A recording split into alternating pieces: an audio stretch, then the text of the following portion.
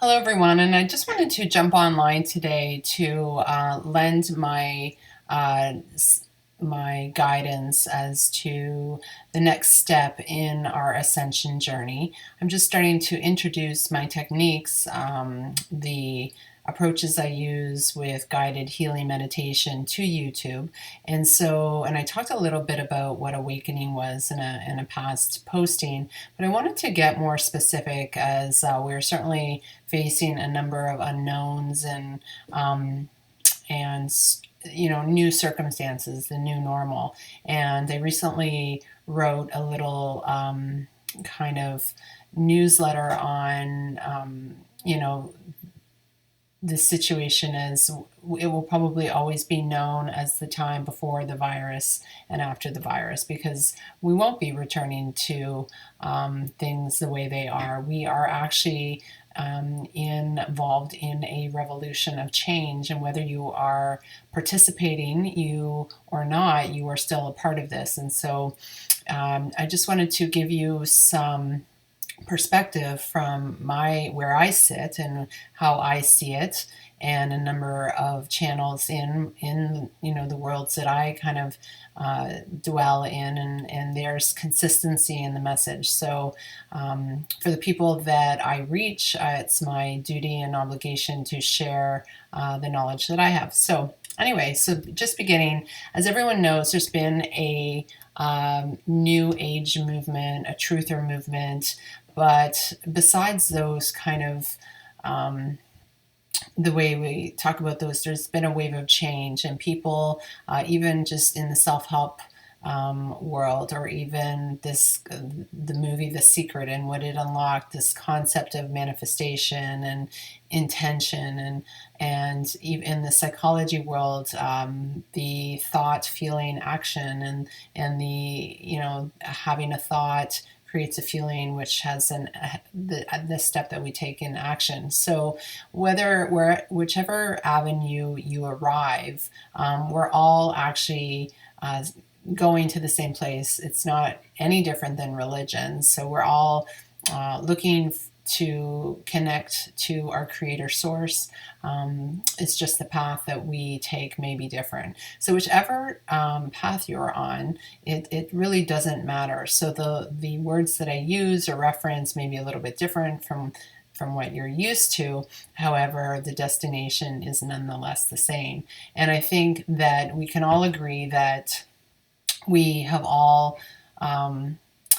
been feeling a sense of emptiness or looking for more to life. And so here we are with an opportunity to make those changes. So we are in a time of great change. And we are moving from what I will call a time of slavery into a space of freedom and liberation and opportunity. And so I mean no disrespect in using the word slavery, but I think that in the context that I'm referring to, we have been a slave to our distractions. So our distractions have really occupied our minds, our souls, our money, our time, our creative energy. And these distractions, as you know, are anything from a substance such as sugar to an alcoholic beverage, to something that will alter our brain chemistry, to gambling, in particular shopping, social media, just anything that takes us from that organic state of inner peace. And when we are looking externally to solve an internal problem, we are already stepping out of balance. So we have been slowly moving towards a state of imbalance, into any one of these external soothers, I should call it. But the new age and the self-help kind of revolution is trying to awaken us. We're getting sick of being sick. And so during this time of isolation, what we started to feel in the first couple weeks was, first week it kind of felt like a destabilizing, not knowing what to do within that space.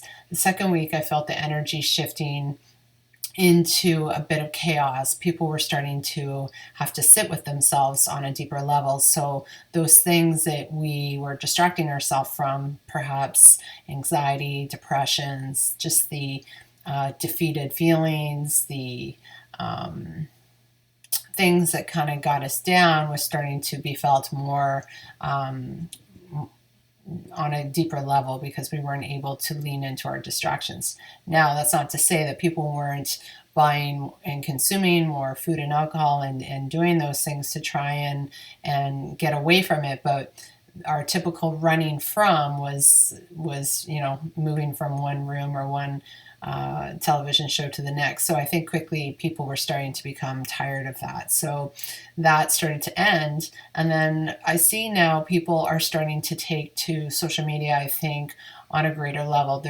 People are questioning what is happening. And so there's a search for, people are seeking knowledge now. What is really, something doesn't seem right. The information on COVID has come out that the virus was constructed in a lab and mismanaged. So whether you believe that or that it's something even more nefarious, but certainly more information is coming out and more to come out. So I really wanted to remind us that, it is important to seek knowledge. It is important to, because that's where power is experience. The more we know, the more empowered we can become. So we have to balance that, though, in our emotions, because in that seeking of power, I feel that there's going to be a great trigger of emotions, a sense of vulnerability, perhaps, spinning fear, anxiety. How can I protect myself? What can I do? It's going to ignite a sense of any one of those emotions and more. And so I think that as we seek knowledge, it's important to ground ourselves and go within and really neutralize those emotions. And in the steps of enlightenment, that's ultimately the goal, is to take our emotions, to work through them, to process them. So a lot of people use that word now, process them. So we do that through observation. We step back, we watch them, we allow them to be, so we accept our emotions. And through that internal work of breath, self-acceptance, and love for what we're feeling, and just honoring that, we can begin through those deep breaths, we can begin to soften and allow and let go and surrender to the current reality that we are in. So it's important to know, to seek the knowledge, but it's also really imperative that we ground it. So spending too much time on social media can easily unground you, can easily take you into a fear state, taking you out of your root chakra. So again, I would say have periods of silence and observation. So really observe how you're feeling, observe, what you're contemplating, measure it against real science. So there's a lot of, and I do believe there's a lot of fake news. There's a lot of control happening in our news organizations. There's a lot of media that is manipulating the narrative as to what's being communicated. So I really think that you should take it upon yourself to do your own research. There's a lot of misinformation around the next technological upgrade that the world is undergoing, and I can't even say the name of it. It's above 4G, because if I do, my YouTube channel, they'll delete this post. So I really implore you to look at vaccination, mandatory vaccination, really question that. I know that for myself, that would be out of the question, but I also feel that the channels of the integrity behind how we can, have that choice be our own choice will be challenged in the right channel. So whether it be within the court of law or whatever, but I do have faith that the right people will step up and do the right thing for those of us that don't want to participate in that. So the part of ascension is anchoring the I am consciousness. And my interpretation of I am is I am responsible. So I am I am responsible really brings back that concept that we are of God consciousness. So I don't mean that we are God. I would never place myself in that level of authority, but we have to be completely responsible for our lives. So that so working with the concept of doing your research, anchoring and neutralizing your emotions, because we can't be make a great impact in life if we are in a state of being overpassionate or in a state of fear. We have to come at anything with a very from a very neutral, non-charged place, because that's when great change can happen. So now that's not saying that unconditional love is not behind that. So from that neutral place, those higher vibrations of unconditional love can prevail. So we must come to terms with the I am responsible. So in that statement, I really want us to explore the energy of true freedom, liberation, liberating ourselves from all programming and limitation. So as we go through our ascension journey, as we sit and observe the feelings that are coming up as we're in isolation, or whether we're at work or struggling through this situation, it is in the taking responsibility for our inner state that we become truly liberated, and we can unplug from those old beliefs, those old thoughts, those old things that keep us in the have to, should, could, would have state. So that is the true path of that's that middle path that I've talked about in other meditations. So that's what liberates our vital life force, is that neutral, balanced, very detached, observe state that we can get. That's when that internal life force can be liberated up the middle channel. Okay, so I just wanted to also make a point that we must stick together in this time. So I had talked about spiritual warfare on my Facebook Live meditation, and I really want to tell you that spiritual warfare is real. And so the meditation, the first meditation that I posted on YouTube, is a protection and boundary meditation, and this is essential at this time. So the first step in our journey right now is to do our homework, to really sit with our emotions and come to a place of balance within the knowledge that we're observing, and also in our personal work. And then we want to work with that meditation that I uploaded on the boundaries and protection, because you really do need protection right now. There are a lot of negative dark forces that are trying to infiltrate and really siphon off the energy that is created from your fear. And so the example that I actually keep coming back to time and time again is, at one point there was a movie called Monsters, Inc. And when my kids were little, I think it was made by Pixar. Anyway, the concept is just so timely. So the monsters would go through a portal, or almost like a bedroom door portal, and they would come out and they would scare the little kids, and the fear would be, the energy created from the fear would be bottled, and the corporation Monsters Inc. would create power from that fear that they bottled. And so the monsters would come and go to work, and they would do their job, and they were always in competition as to who was collecting the most fear energy. And so the movie went on, and there was some sort of crisis that happened. There was a little girl that became involved, and the monsters realized how joyful, because they were really good, actually, monsters. They were joyful, or the experience of joy that was created in being with this little girl. So the dark forces that were controlling Monsters, Inc. were removed, and what they realized, that more energy could be cultivated from making children laugh and performing and bringing joy to the children.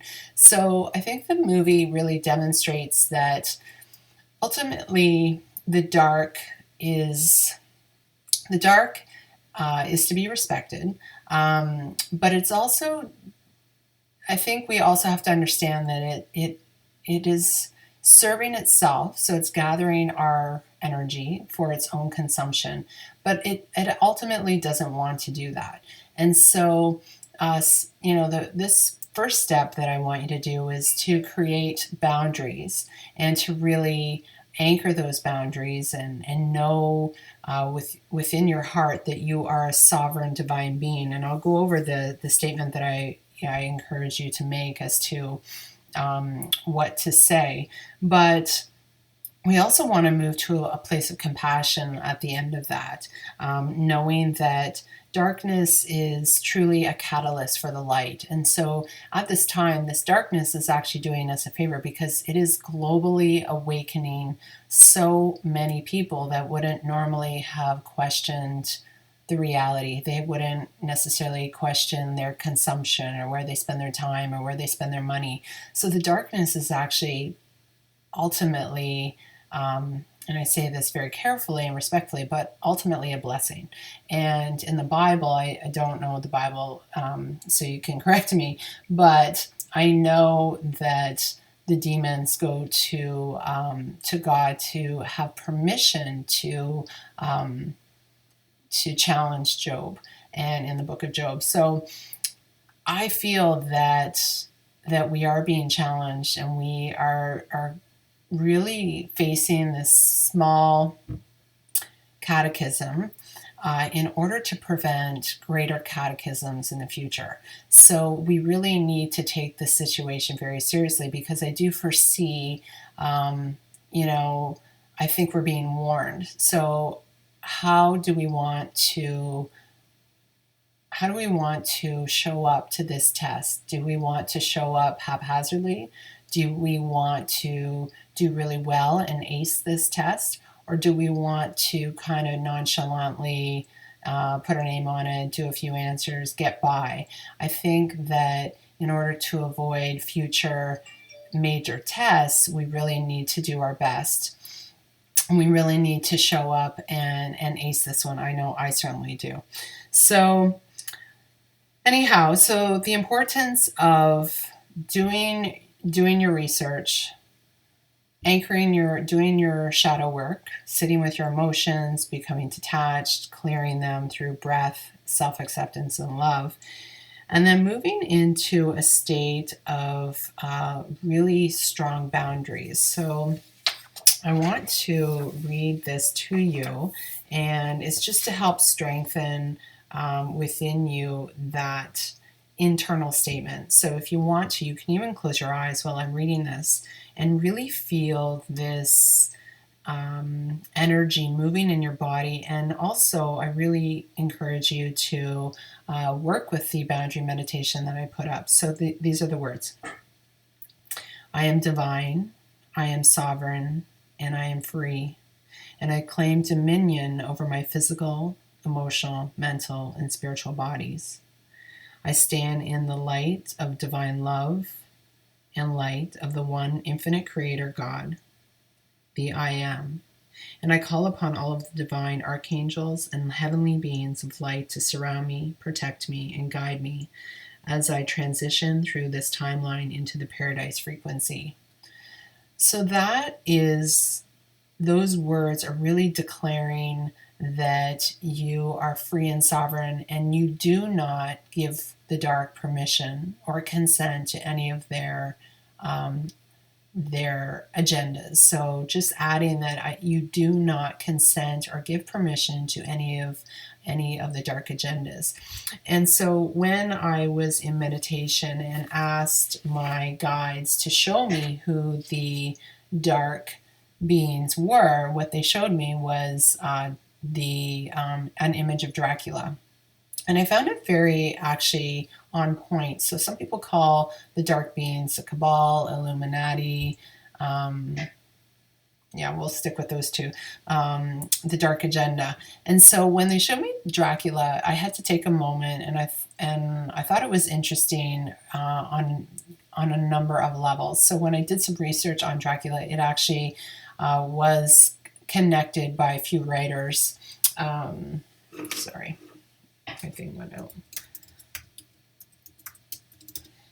It was connected by a few writers to the Illuminati, the stream of consciousness. But anyway, I thought it was interesting because they traced their origins back to old Europe. And this is where a lot of, I think, the issues were coming out originally. But a lot of the energy around this Dracula that they were showing me was very wealthy. So old wealth, old money, old times, old Europe. They were always also showed me how charismatic Dracula was in the stories that we learned about Dracula. So he was very convincing to his prey, but he also, so he was kind of he was there in front of people, but he easily deceived. And also, he always had to ask permission to enter people's homes. And so the victims were always these kind of in a state of submissiveness and trust, and they're almost like a lamb. And so there was kind of like it was easy pickings. But those that had knowledge of his limitations and his shortcomings and how to overtake him, they could easily defeat. So giving permission is one of the key things that we become, our energy becomes siphoned. If you want the energy of the blood that the Dracula would drain of his victims, ours is our auric energy, which can lead to anxiety, depression, and disease and disharmony within the body. So I really feel that the dark has been hiding in plain sight. They've always been there. They've always shown us who they were. They were telling us all along through movies and images all this time, but we were just easy prey. We were easy victims. We were handing over our power. And so because of this situation, those of us that had been awake and cultivating light and tools for other people to awaken, this has given us like this great tidal wave of awakening. And it was prophesized by many people. I know I certainly knew that something was coming in 2020 and that I had to be completely ready to hold myself up very strongly so I could support many people. So, many channels, starseeds, light workers knew that something was coming. Perhaps we didn't know it was going to be a pandemic. I know a couple of people may have. I knew the markets were going to suffer. I just didn't know what could be so catastrophic that the global economy would be impacted. So lo and behold, it was this. Anyhow, so the last step, so I'll just review them one more time. The first being gathering your knowledge. The second being really grounding your emotions and really on a daily basis, whether it be in meditation or just a walk in nature or through sitting with your breath, really processing anything that is destabilizing you or causing an internal discomfort. Number 3, I want you to work with the boundaries. Once you do the meditation, if you remember how to do it, then you can just quickly move through it on your own. It's always nice to have someone guide you, but you can certainly move through that in a much shorter amount of time.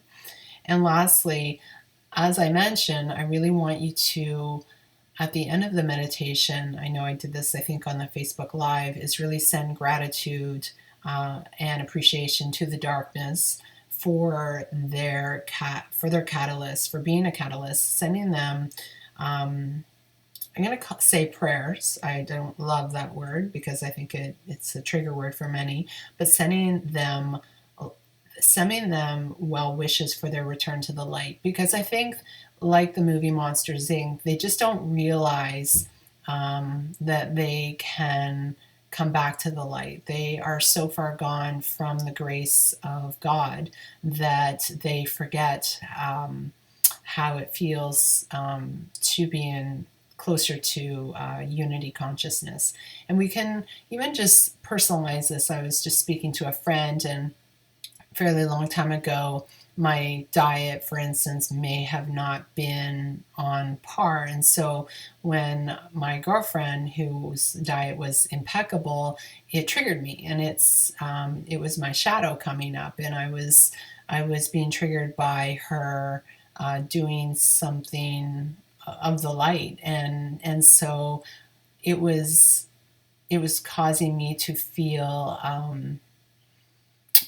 you could use the words defensive, protective of my own choices, wanting to not be forced into eating a certain way, making excuses, however you want to say it. But obviously now I'm vegan, and I've really cleaned up my diet, and I'm standing in the light there. However, at that time in my life, I was not. I was standing in the dark, and so her light was very annoying to me. However, that actually, her holding that light and not forcing her agenda, not imposing her way of eating, just doing it with love and just being herself, is what compelled me over the years to make changes slowly. And so perhaps I didn't jump into her frequency right away, but she modeled, and that is the power of just modeling the light. So when we are encouraging the dark through our gratitude to them and our love and acceptance, perhaps one day the dark will begin to move closer to the frequency of love, even just in small steps. And so it's like encouraging a traumatized animal out from the corner, out from underneath a hiding spot. We can't go in and grab them, but we can be patient. We can offer things of encouragement, such as food or gentle words, and eventually they, with trust, will come out. And I really deeply believe that, because I certainly have had those interactions with the darkness in my one-on-one sessions, in working with the darkness. Early on in my own spiritual awakening, I had to come to understand the darkness, what it means. And initially, and this is a very long time ago, but I would shrink from darkness and try and banish it and bring in the light and bring in the angels and carry off the darkness. But my angels or my guides, they kind of, they didn't really do that. No matter how many things of light I called, the darkness was still there. And it wasn't because I couldn't do it or the angels didn't want to, but it was up to me. So the light beings, the angels, the extraterrestrials, all the support that are around us at this time and the earth, they are not going to rescue us. It is really up to us to look at the darkness square in the face.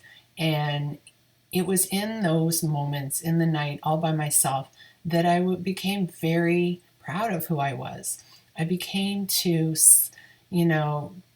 slay my own dragons, or be, and I don't mean it that way, but to fight my own battles. And then I realized that I wasn't actually fighting a battle. I was learning to look at darkness and neutralize it in a state of love.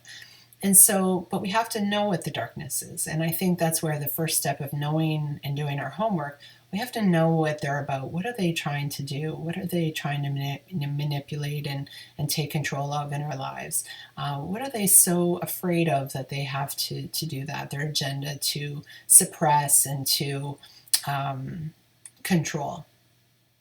And so from this state of neutrality, you can see my energy, that I'm not scared or I'm not triggered. That's not to say I don't go through those emotions, but I can really speak to it because I have done the work and I've sat with them. I had to sit just before this conversation and neutralize a few emotions. So that's what practice is about. Practice is about showing up for the game. So when we practice daily, when the event happens, we're ready to play. And so the event is here. It's now. It's time to show up. If you don't have a practice, as I've said on my social media, get a practice. And it doesn't matter which one it is, but begin something. And so those meditations that I posted, and I have more to come, those healings are there to support you, to give you some tools to start looking internally for those shadows, those triggers, so that you can truly, truly free and liberate yourself. And so I think that is all I wanted to say. The last thing I wanted to say, sorry, I just saw the word flight, is in ascension, in our dreams, we often have dreams of flying. There's energies of flight. And so that's what this is about. Ascension is like, where am I going? When you think of heaven, I'm leaving to go to heaven. And so there's energies of liftoff. And that's that base chakra, that vital life force that I've talked about in the base chakra, and drawing that up. And so the obstacles to draw that up are those emotions that I was talking about, those traumas and buried patterns. And again, all of those meditations help liberate those. But obstacles to flight, so this is what flight, when you think of, it's freedom. And so to be completely yourself, without any rules, without obstruction, just pure freedom. And so I think I'll end it there. So I really want to tell you that I hope this brought you some comfort, some support, some information, and my heart goes out to you. And so I will close it with a namaste. Nice to see you again. Take care.